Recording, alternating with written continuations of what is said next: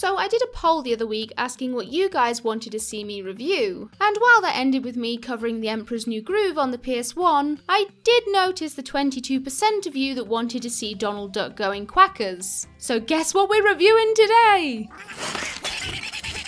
I'm going to be doing things a little bit differently for this week's review, however. Now, Goin Quackers, also known as Quack Attack in Europe, was released on multiple consoles besides the PS1. There's a PS2 version, GameCube, Dreamcast, Nintendo 64, and it even got a PC release. And you'd think they'd all play similarly with maybe some variation in graphics, some slight dialogue changes, the usual jazz, you know? Okay, well that is the case here, but there's more to it than that. After you're done watching this review, go to the Wikipedia page for the game and you can find a list of differences between versions. PS1 Goin Quackers seems to be the most standalone of the bunch, as the Nintendo 64, Dreamcast and PC versions share similarities, as does the PS2 and GameCube. So I thought it'd be fun to cover not only the PS1 version in this review, but also the PS2 version for the sake of comparison. I'm not going to go into too much detail about the other versions, save for what I can find on Wikipedia, simply for the fact I don't have the willpower to play through what's essentially the same game 4 more times,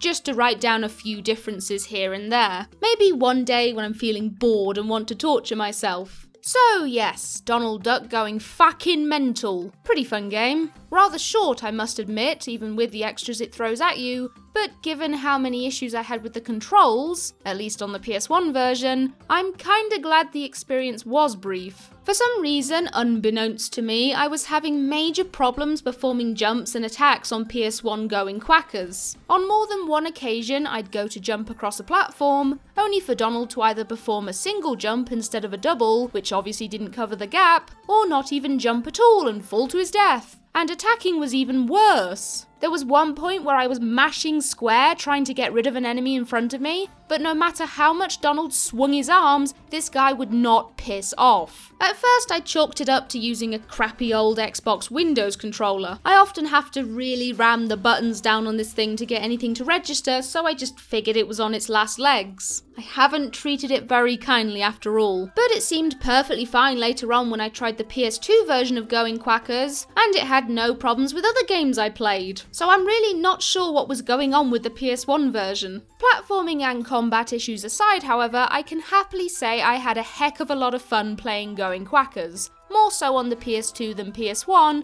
but both were pretty solid titles. Now, I'm sure the footage reminds a lot of you of Crash Bandicoot, and some will even call it a rip-off of the former, which is just silly because Donald clearly isn't wearing any blue pants, so how can it be? And yeah, I will agree there are elements to this game that have been plucked straight out of Crash Bandicoot and given a Disney makeover. But to be honest, I didn't mind at all, solely for the fact Goin Quackers was so enjoyable to play. Admittedly, I haven't given many Crash Bandicoot rip-offs a go, save for Scooby-Doo and the Cyber Chase, which I did not really enjoy, so I have very little knowledge on said rip-offs. But my understanding is they tend to be cheaply made, poor-to-control games that were only bought by parents who didn't know any better. So imagine my surprise when I steeled myself for an absolute shit show, only to be blown away by fairly good controls, original voice acting, and a rather enjoyable soundtrack.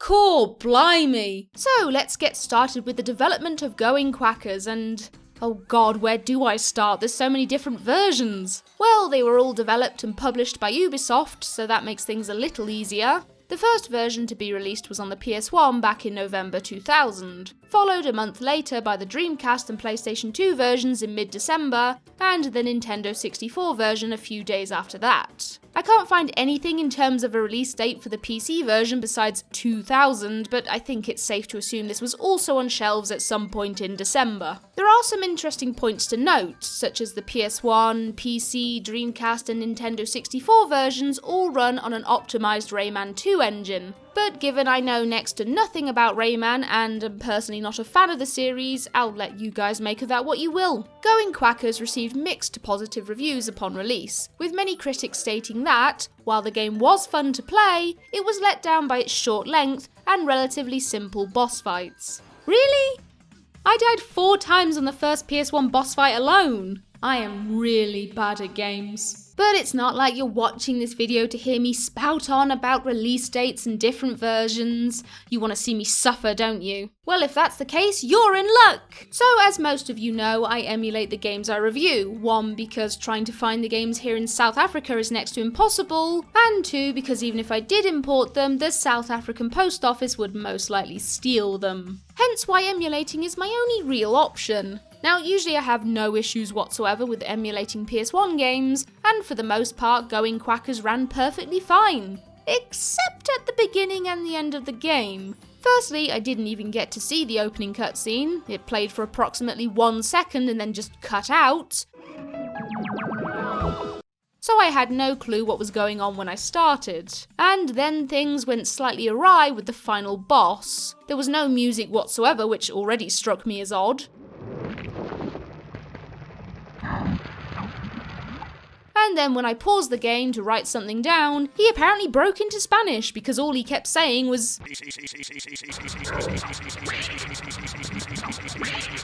and wouldn't stop until the end of the in-game cutscene. I didn't have much luck with the PS2 game either. I finally got to see the opening cutscene, only for the emulator to crash right at the end. And promptly crash multiple times while trying to actually play. Don't you know me, dear? And I haven't even mentioned the crazy graphical glitches going on in the background. Am I in hell? This is hell, isn't it? I did manage to finally get everything looking okay and stop the crashes with the newer build, but I tell you, that was a fun 20 minutes. It's one of the reasons I'm always a bit ugh when it comes to emulating PS2 games. They nearly always have some sort of issue, usually graphics related. But it's fine, we got it working, let's just carry on. The title screens aren't exactly enticing, but the PS2 version is understandably better quality than its PS1 counterpart. You get this awesome little splash screen on the PS2 before the menu, which, with the @ symbols and asterisks, makes Donald look like he's saying a very, very naughty word. Not much to say about the actual title screen itself, but it does tie into the story, so there's that. The game even let me choose a name for myself for all those time trial high scores I'm going to compete for with friends. If I had one. In contrast, the PS1 title screen is rather drab. There's no music playing in the background, not even just some simple TV static, and I have to say, it's slightly creepy, you know?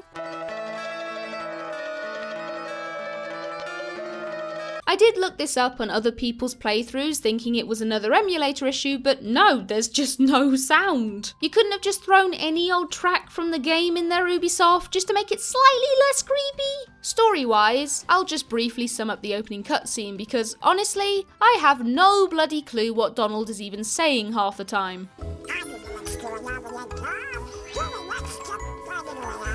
English!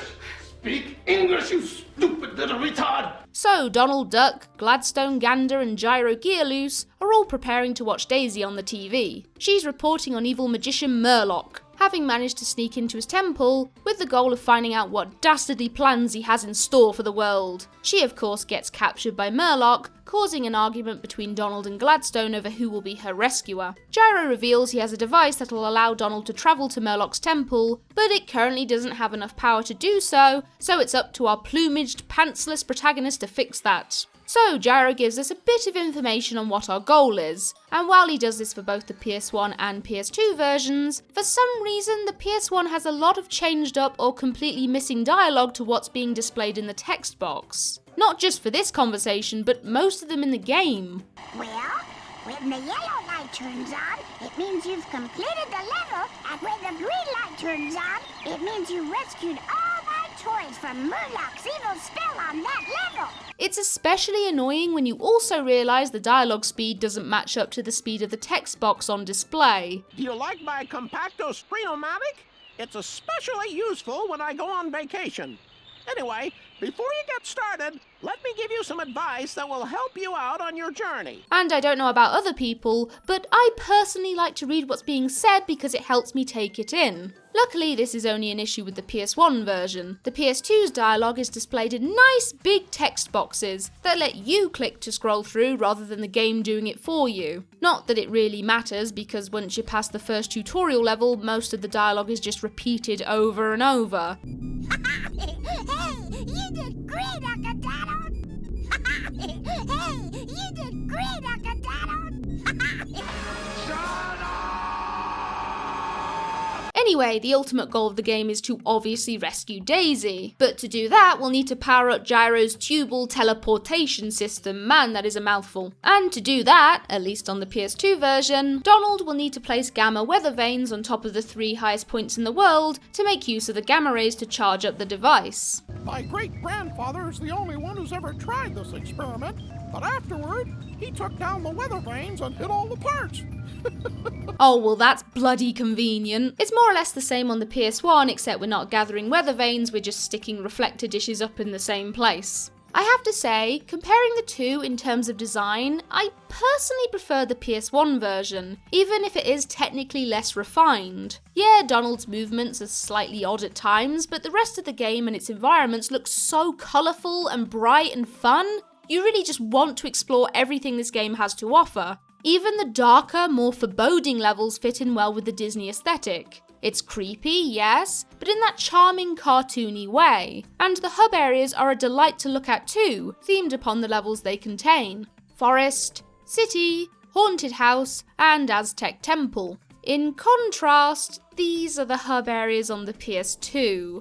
A little drab, Ubisoft. I mean, this is supposed to be the more powerful console. Where are the trees? Where's the cityscape? What's with this boring metal interior? I wasn't too impressed with the PS2's level design either. I mean, yeah, it's still cartoony, but it's lost a lot of the colour and brightness that the PS1 version of the levels had, and I think that's partly down to the developers trying to go with this realistic look on everything. I don't know, there's something about the early PS2's graphics and their plastic rubberiness that always took the charm out of a game for me. It's the same problem I had when I first booted up Spyro Enter the Dragonfly as a kid, excited to see what the first PS2 game in the series had in store for me.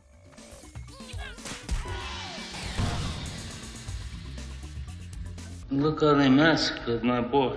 Also, I don't know if it's just my crappy eyesight, but for the life of me, I could not make out any of the hazards coming up on PS2 Goin Quackers. I was frequently running into spiky plants in the forest, falling into pits I just didn't notice. It's like the graphics all blend together to make this muddy, dark mess. And I honestly had to concentrate so hard on where I was moving Donald, just because I really couldn't make anything out. But if there's one thing that PS2 Goin Quackers does better than its PS1 counterpart, it's making this game seriously addictive to play. Now, I'm not saying the PS1 version isn't fun at all. Both are fast-paced, quick-on-your-feet games, which I love by the way because I'm not a patient gamer, but I feel the PS2 version was much smoother in that regard, not least because I was having so many issues platforming with PS1 Donald. And what PS1 Goin Quackers does right in terms of platforming, PS2 Goin Quackers amplifies. For example, when the controls do want to work, jumping on the PS1 feels very responsive and enjoyable to do, but I never felt the game really expanded upon it or challenged me with it. Even in the very last levels, you're not expected to do more than double jump from one platform to the other at a fairly leisurely pace. I suppose I could liken it to walking up a very strangely laid out flight of stairs. On the PS2, however, you're actively encouraged to combine as many jumps as possible to get through the level as quickly as possible. This is less someone walking up a flight of stairs and more than parkouring up the wall to get where they need to be. It's so much fun to do, and it feels amazing when you chain jumps by bouncing off multiple enemies' heads in quick succession. This actually has an extra use in the game too, which I'll talk about in a second. So, there are other goals in each level besides getting from point A to point B. In fact, the PS1 version forces you to do more than that if you want to progress further through the game. So let's start there. Now, each hub area on the PS1 has 6 levels. 4 main levels split between 2 3D levels and 2 2D side-scrolling levels. Gosh, I had to think about that one, 2 2D or not 2D. 1 boss level, and 1 bonus chase sequence should you fulfill one of the goals the nephews set out for you. The boss level is locked off until you find 4 energy balls, with 1 placed somewhere on each main level. They're usually not hard to spot, and sometimes they're even right in front of you, but I did somehow manage to walk past one of them on 2 separate occasions, forcing me to backtrack through the level a 3rd time.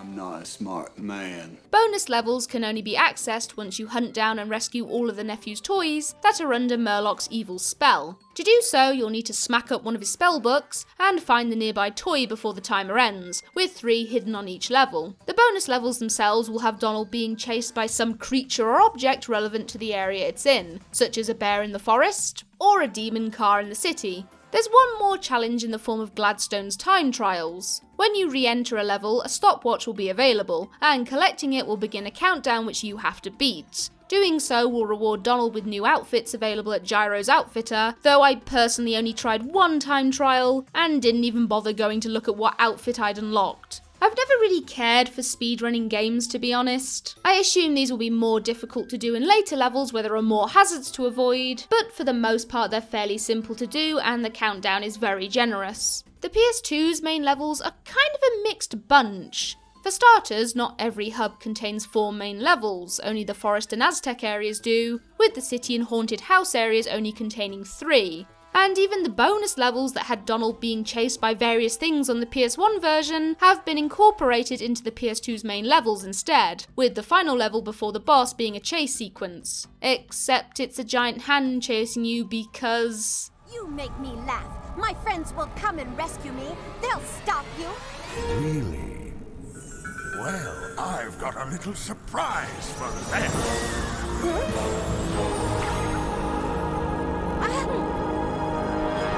Don't want anybody to come close to my temple. Now go!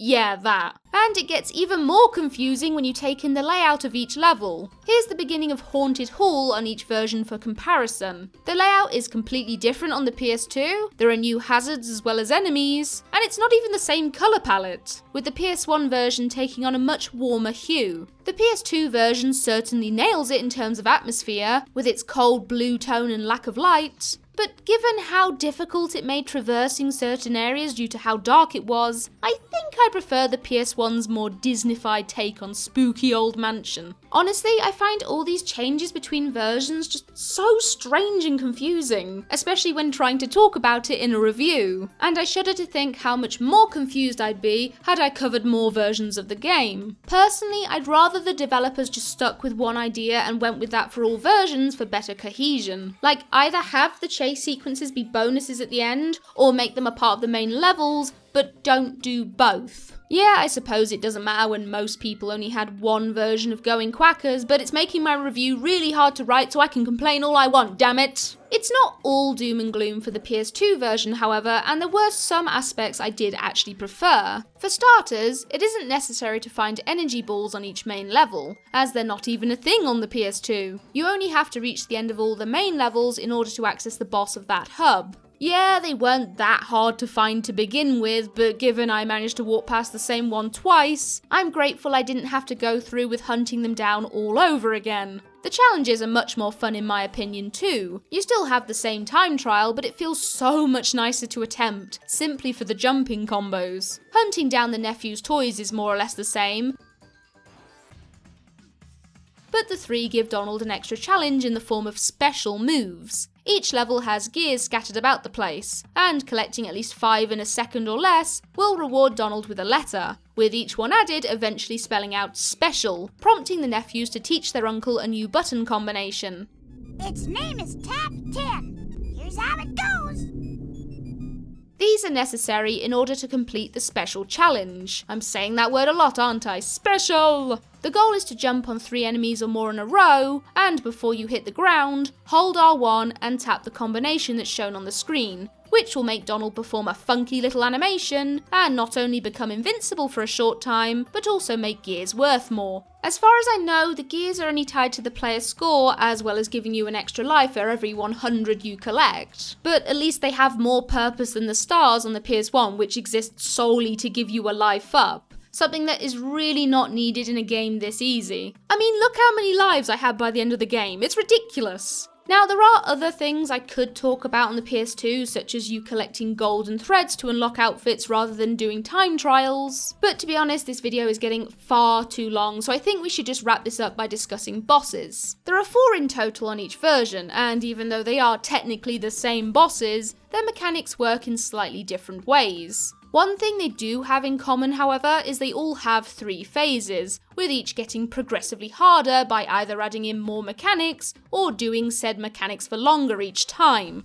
It's a simple task of outlasting the boss's mechanics to the point they tire themselves out, at which point you can get a hit in. I actually found the PS2 bosses much easier to defeat than the PS1 versions, mainly for the fact the former thought I was so bad at the game that it had to award me with a health up every time I finished a phase, even if I hadn't taken damage.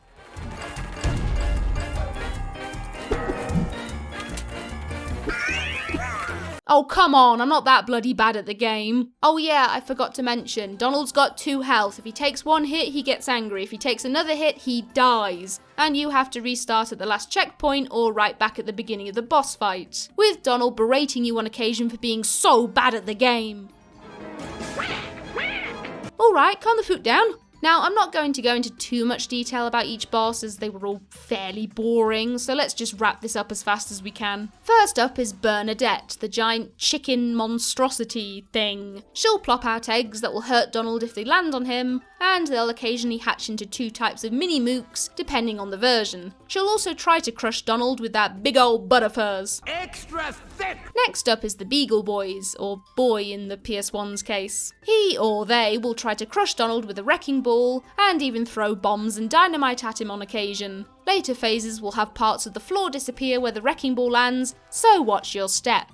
The penultimate boss is Magica Dispel. On the PS1, your perspective is from Magica's point of view, whereas the PS2 is from Donald's. On the PS1, she will constantly throw fire spells at Donald and also summon mooks to finish him off. Whereas on the PS2, she'll send out waves and vertical beams of magic that are fairly easy to avoid given the giant obvious shadow on the floor, and even summon skeletal duck minions. Finally, we come to the big bad himself, Murloc. Unfortunately, you'll never be able to. I beg your pardon? You'll never be able to. What? Be able to.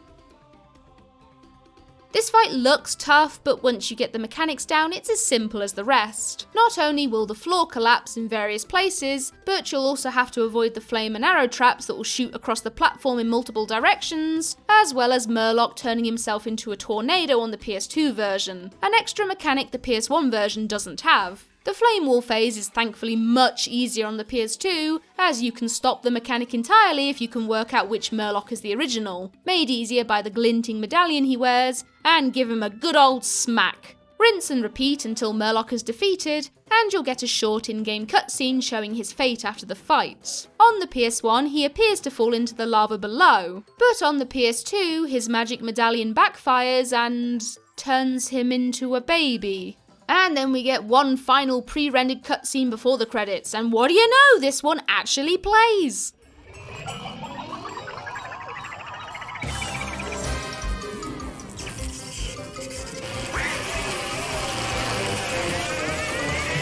Careful, Donald!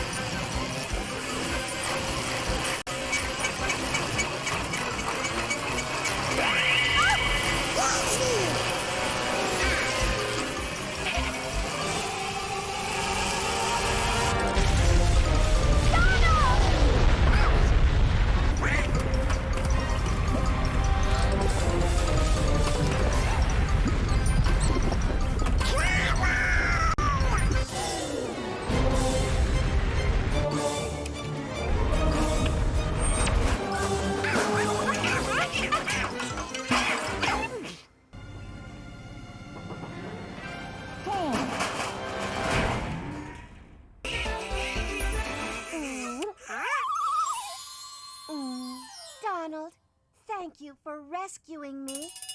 You're my hero.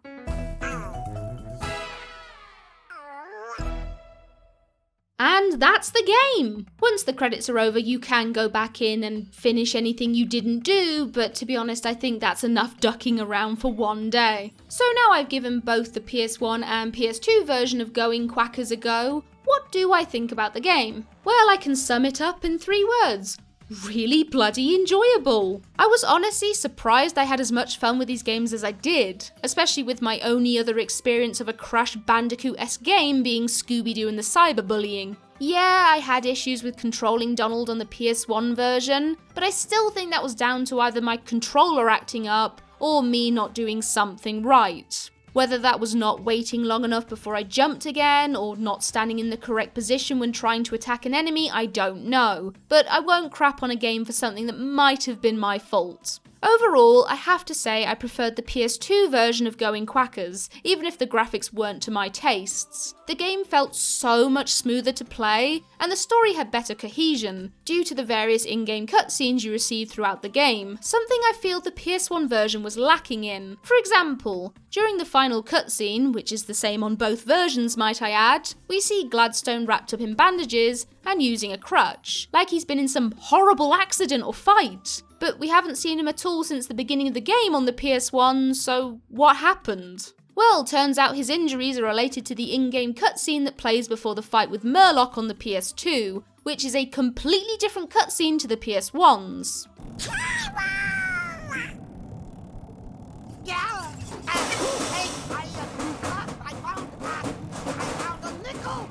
He even appears before every other boss fight on the PS2, but it never ends well for him.